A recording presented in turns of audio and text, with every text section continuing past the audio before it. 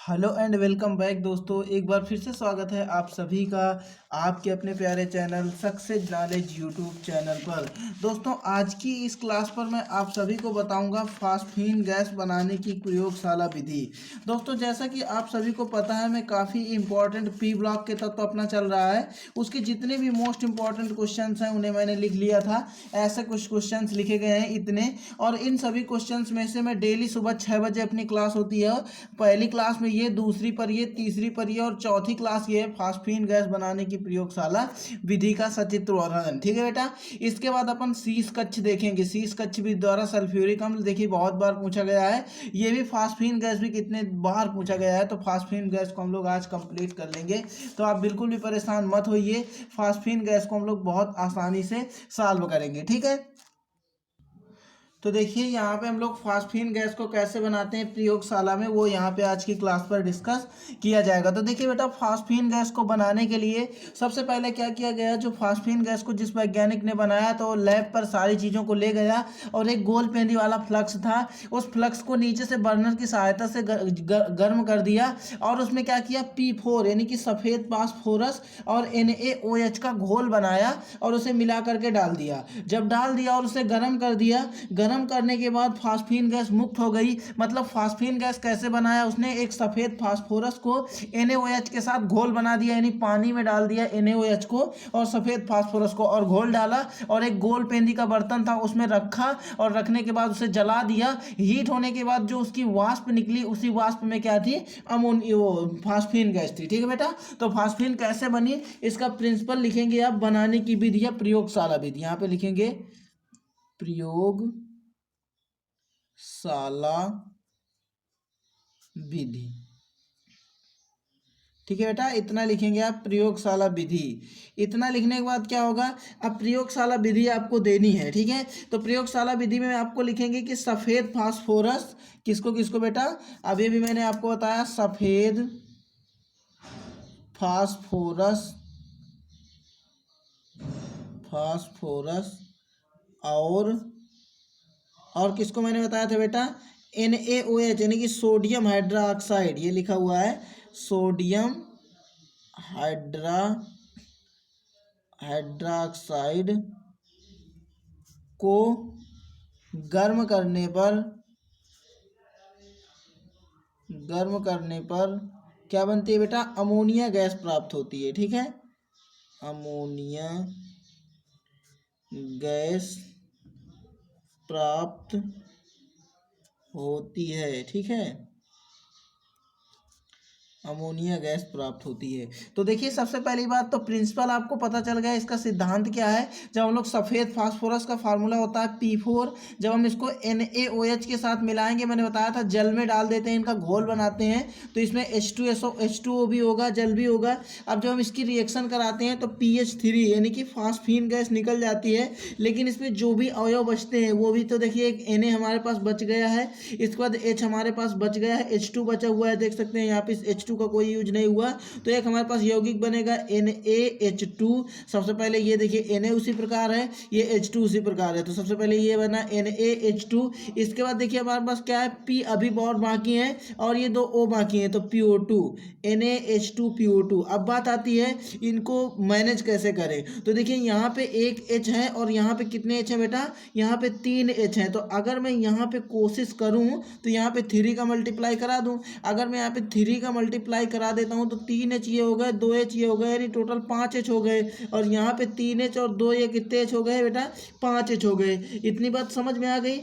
इसके बाद अब Na की मैचिंग कराएंगे, तो Na देखिए यहाँ पे कितने Na है बेटा, एक Na है और यहाँ पे कितने Na है, 3 Na है, तो यहाँ पे 3 Na करने के लिए हम लोग यहाँ भी 3 का मल्टीप्लाई करा देंगे। जब हम लोग यहाँ भी 3 का मल्टीप्लाई करा देंगे तो अब हाइड्रोजन 3 दूनी 6 और 6 3 कितने हो जाएंगे बेटा, 9 हो जाएंगे। तो हमारे पास यहाँ पे हाइड्रोजन है 3 और ये है 3, तो अगर हम यहाँ कभी मल्टीप्लाई करा देंगे तो 3 दूनी 6 और ये 6 हाइड्रोजन 6 3 9, पूरी रिएक्शन हमारी क्या हो जाएगी, वैलेंस हो जाएगी। ये अपनी क्या बन गई बेटा, फास्फीन बन गई। तो आई होप बेटा समझ में आया होगा कि रिएक्शन को बैलेंस कैसे करते हैं और ये रिएक्शन अपनी किस प्रकार से कंप्लीट होती है, क्या क्या मिलाते हैं। जब हम लोग को फास्फीन बनाना होता है तो हम लोग क्या करते हैं, प्रयोगशाला में जाते हैं और उस पर सफ़ेद फास्फोरस लेते हैं और NaOH यानी कि सोडियम हाइड्रोक्साइड को एक गोल पेंदी वाले फ्लक्स में रख देते हैं और उसे हीट कर देते हैं, तो क्या निकल जाती है, हमारी अमोनिया गैस बन जाती है। इसकी रिएक्शन सेम आपको यही दे देना है। इसके बाद बेटा इसकी एक बात याद रखना, इसमें अशुद्धि ज़्यादा होती है, ठीक है। क्या होती है, ये गैस ज्वलनशील होती है। जैसे यहाँ पे इस वातावरण में अगर छोड़ दिया जाए तो गैस क्या करने लगेगी, तुरंत जलने लगेगी। तो ये गैस कैसी होती है बेटा, ज्वलनशील होती है, इसलिए इसमें P2H4 की अशुद्धि मिलाई जाती है ताकि ये जले ना, ठीक है। तो अब इसके बाद आते हैं, ये अगर क्वेश्चन आपसे पूछा जाता है बोर्ड एग्जाम पर, फास्फीन गैस की विधि का सचित्र वर्णन कीजिए तथा सचित्र वर्णन कीजिए। तो सचित्र का मतलब ये होता है बेटा चित्र सहित, सचित्र का मतलब क्या होता है बेटा, चित्र सहित। तो अब देखिए चित्र सहित में तो हमने चित्र बना लिया है, आपको थोड़ा अच्छा चित्र बनाना है, हमसे अच्छा चित्र नहीं बन पाया। तो अब इसकी थ्योरी लिखनी होती है। इस रिएक्शन के बाद आप चित्र बना दीजिए, ये जो रिएक्शन दी गई है, और इसके नीचे आपको थ्योरी लिखनी है। अब थ्योरी क्या लिखनी है, वो इसी डायग्राम से लिखनी है।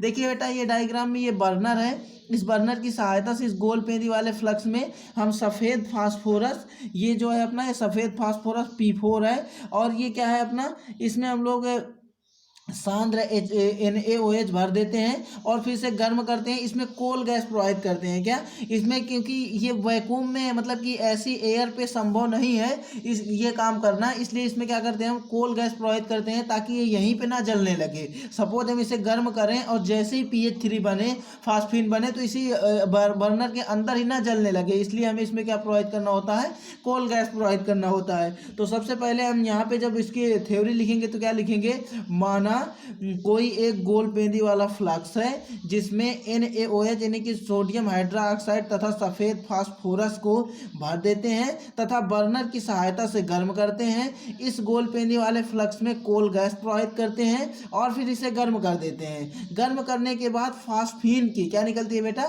फास्फीन की वाष्प मुक्त होती है। यहाँ से फास्फीन की वाष्प जाती है और इस वाष्प को कहाँ ले जाते हैं बेटा, हम ठंडे जल में ले जाते हैं और ठंडे जल में जाते ही ये गर्म होकर बुलबुलों के रूप में फास्फीन गैस प्राप्त हो जाती है। तो कैसे लिखेंगे बेटा यहाँ से इसकी थ्योरी, माना कोई एक गोल पेंदी वाला फ्लक्स है जिसमें सोडियम हाइड्रोक्साइड तथा सफ़ेद फास्फोरस के मिक्सचर को डाल देते हैं तथा उसमें ऊपर से कोल गैस प्रोवाइड करवाते हैं और नीचे से बर्नर की सहायता से इसे गर्म करते हैं। जैसे ही बर्नर की सहायता से इसे गर्म करते हैं तो इससे उसकी फास्फीन गैस की वाष्प मुक्त होती है, जिसे एक पात्र में भरे हुए जल में ले जाते हैं। तो ये ठंडा होने के बाद बुलबुलों के रूप में क्या निकलने लगती है, फास्फीन गैस निकलने लगती है, फास्फीन गैस प्राप्त होती है। ठीक है बेटा, तो आई होप इतना समझ में आ गया होगा। अगर समझ में आया है ना तो बिल्कुल आसानी से यहाँ पे थ्योरी लिख लेना, कोई इशू नहीं है। फास्फीन गैस हमने बना दी, फास्फीन गैस में आपको इतना ही लिखना होता है। अब देखिए बेटा बात ये आती है कि इसमें कभी कभी रिएक्शन पूछ लेता है। एक बार मैं फिर से इसे समझा देता हूँ, डेफिनेशन क्या लिखनी है। ये गोल पेंदी वाला एक फ्लक्स दिख रहा है, तो आप बोल देंगे माना कोई एक गोल पेंदी वाला फ्लक्स है जिसमें सोडियम हाइड्रोक्साइड और सफ़ेद फास्फोरस का मिक्सचर भरा हुआ है। तो यही आपको लिख देना है, माना कोई गोल पेंदी वाला फ्लक्स है जिसमें सोडियम हाइड्रोक्साइड तथा सफ़ेद फास्फोरस का क्या है, मिक्सचर भरा हुआ है, जिसमें हम लोग क्या करते हैं, कोल गैस प्रोवाइड करते हैं। तो बात लिख देंगे कोल गैस प्रोवाइड करते हैं। ये बर्नर है, इसको जला देते हैं जिसकी सहायता से गर्म होता है। तो ये लिख देंगे बर्नर की सहायता से इसे गर्म करते हैं। जब गर्म होता है तो देखे होंगे आपका घर में अगर पानी गर्म होता है तो उसमें बेटा भाप निकलने लगती है, धुआं टाइप का। ठीक है, तो इससे भी जो भाप मुक्त होती है वो PH3 फास्फीन गैस की होती है। तो फास्फीन गैस यहाँ पे आती है और ठंडा जल भरा होता है इसमें, तो इस ठंडे जल के पात्र में ये जाती है और जैसे ही निकलती है तो ठंडी होने के बाद बुलबुलों के रूप में फास्फीन गैस प्राप्त हो जाती है। इसे अधोमुखी विस्थापन द्वारा एकत्र कर लिया जाता है। किस विस्थापन द्वारा बेटा, अधोमुखी विस्थापन। इसको जरूर याद रखिएगा, लास्ट में लिखना होगा अधोमुखी विस्थापन द्वारा इसे एकत्र कर लिया जाता है। ठीक है। एकत्र करने के लिए अधोमुखी विस्थापन। तो यहाँ पे आप लिखेंगे क्या, माना एक गोलपेंदी वाला फ्लक्स है जिसमें सोडियम हाइड्रोक्साइड तथा सफ़ेद फास्फोरस भरते हैं और उसमें ऊपर से कोल गैस प्रवाहित करते हैं तथा इसे नीचे से बर्नर की सहायता से गर्म करते हैं। गर्म करने के पश्चात इससे फास्फीन गैस की वाष्प निकलती है जिसे हम ठंडे जल में ले जाते हैं, जो एक बुलबुलों के रूप में फास्फीन गैस हमें प्राप्त हो जाती है। इसे अधोमुखी विस्थापन द्वारा एकत्र कर लिया जाता है। तो आई होप बेटा समझ में आ गया होगा। अब मैं कुछ इसके रिएक्शंस बता देता हूं जो आपके एग्जाम में कभी कभी ना क्या, जब भी कभी ऐसा क्वेश्चन पूछता है तो बोल देता है संबंधित किन्हीं दो रासायनिक अभिक्रियाओं का वर्णन कीजिए। तो नंबर फर्स्ट है अपनी सिल्वर नाइट्रेट से अभिक्रिया। क्या है? सिल्वर नाइट्रेट से अभिक्रिया, सिल्वर नाइट्रेट विलयन से अभिक्रिया। ठीक है, सिल्वर नाइट्रेट के विलयन से अभिक्रिया। जब सिल्वर नाइट्रेट से अभिक्रिया करता है तो क्या होता है, सबसे पहली बात हमें अभिक्रिया काहे की करानी है, तो अभिक्रिया हमें फास्फीन गैस PH3 की करानी है। अब काहे से करानी है, सिल्वर नाइट्रेट से। तो सिल्वर नाइट्रेट का फार्मूला आपको पता होना चाहिए। सिल्वर नाइट्रेट का फार्मूला होता है AgNO3। और देखिए जब भी कभी इसकी रिएक्शन होगी तो वो जल की उपस्थिति में होगी, इनका घोल मिला के डाला जाएगा तो जल तो जरूर होगा। इसके बाद देखिए बेटा यहाँ पे बनेगा क्या, सबसे पहली बात तो ये Ag सिल्वर है, चांदी, ये मुक्त हो जाएगा Ag। इसके बाद हमारे पास बचा क्या, वो लिख लेंगे, वही हमारा क्या बन जाएगा। ठीक है, अब देखिए यहाँ पे HNO3 बन जाएगा, HNO3 बनेगा। क्या बनेगा बेटा, यहाँ पे देखो H है, ये क्या है, एक H यहाँ से हमारे पास Ag का हमारा काम हो गया। अब हमारे पास बचा NO3। क्या बचा, ये NO3, और इससे एक H ले लेते हैं तो ये HNO3 बन गया। नंबर फर्स्ट HNO3 बन गया। अब पहले हमने Ag को मुक्त किया, फिर इस H के साथ इस HNO3 को मुक्त किया, फिर प्लस लगाएंगे। फिर अपने पास देखिए बचा क्या है, यहाँ पे बचा है देखिए H कितने बचे हैं, 3 H बचे हुए हैं। इसका अभी कुछ नहीं किया गया, सबसे पहले इसका कर दिया गया, फिर इसका मिला के इसका कर दिया गया। बचा ये, तो इस पर आएंगे, जैसे ही इस पर आएंगे तो तीनों इसके H लेंगे, H3 पूरा यूज कर लेंगे, H3। फिर इसके बाद P बचा है, P यूज कर लेंगे। फिर यहाँ पे O बचा, ये O3 बचा हुआ है, O3 को हमने कुछ नहीं किया तो इस O3 को लिख देंगे, तो H3PO3 बन जाएगा। आई होप ये रिएक्शन समझ आई होगी। इसकी बैलेंसिंग करेंगे हम लोग। देखिए सबसे पहले इसकी बैलेंसिंग हम लोग NO3 कहाँ से करेंगे, NO3 से करेंगे। कहाँ से करेंगे बेटा, NO3 से करेंगे। तो देखिए यहाँ पे NO3 हमारे पास कितने हैं, 1 है, और यहाँ पे NO3 कितने हैं, 1 है। और Ag कितना है अपने पास, Ag अपने पास है, Ag 1 है, 1 है। अब देखिए O की बैलेंसिंग अगर हम करते हैं तो 3 यहाँ भी है, 3 यहाँ भी है, 3 यहाँ भी है, मतलब और यहाँ पर 4 ही है। तो इसकी बैलेंसिंग करने के लिए यहाँ पे क्या करेंगे बेटा, यहाँ पे मल्टीपल करवा देंगे 6 का। किसका मल्टीपल करवा देंगे, 6 का। तो ये 6 Ag हो जाएंगे, तो यहाँ भी 6 का मल्टीपल हमें करवाना होगा। फिर इसके बाद यहाँ देखिए H3NO3, यहाँ पे देख सकते हैं Ag। अब क्या होगा हमारे पास, जैसे ही हम Ag में मल्टीपल करवाएंगे तो NO3 कितने हो जाएंगे, 6 हो जाएंगे। कितने हो जाएंगे, NO3 6 हो जाएंगे। और NO3 यहाँ पे किसी में नहीं है, इसी में है, इसलिए यहाँ भी हम 6 का मल्टीपल करवा देंगे। अब बची H की समस्या, तो H कितने हैं, यहाँ पे H को काउंट करेंगे तो 6 H ये हैं बेटा।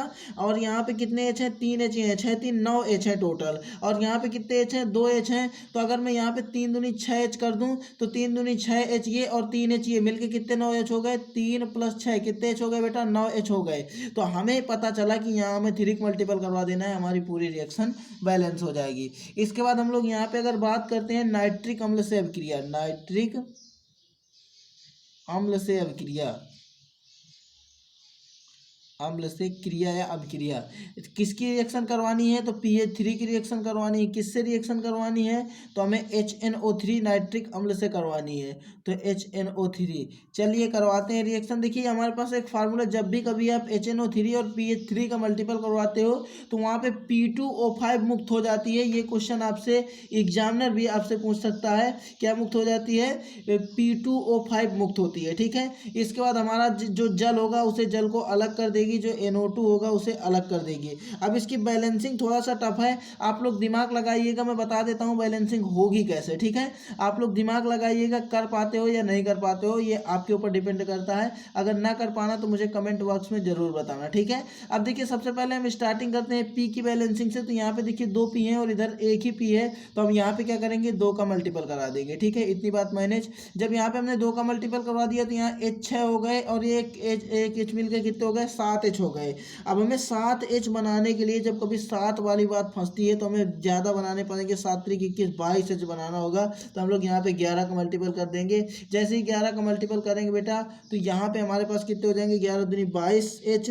जब 22H ये हो जाएंगे तो ये 6H ये हैं, तो 22 में 16 घटाओगे, वो 22 में 6 घटाओगे तो कितना आ जाएगा 16। तो हम लोग यहाँ 16 का मल्टीपल करेंगे, तब जाके हमारी रिएक्शन क्या होगी, बैलेंस हो जाएगी। तो इतनी बात जिसके समझ में आई हो तो कमेंट बॉक्स में ज़रूर बताएं। मिलते हैं नेक्स्ट वीडियो में, तब तक के लिए जय हिंद।